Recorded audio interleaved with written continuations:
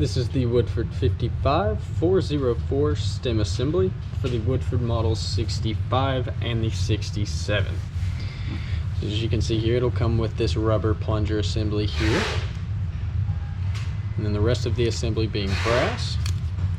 Now we'll have these two holes here, so one here on that end, and then one on this end as well, and this little flanged portion here on the end of the stem,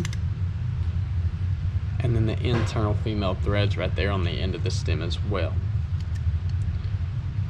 Now we'll go ahead and take a couple measurements of the stem assembly. So we'll go ahead and take a total length from end to end. You can see it measures right above 6¼ inches. So right about 6 3/8. Then we'll measure the rubber plunger assembly as well. So from end to end, it measures right below 1 inch.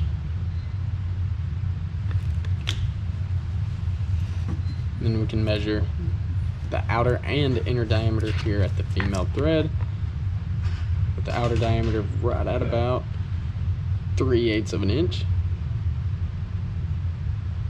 and an inside diameter of right at about 1/2 inch.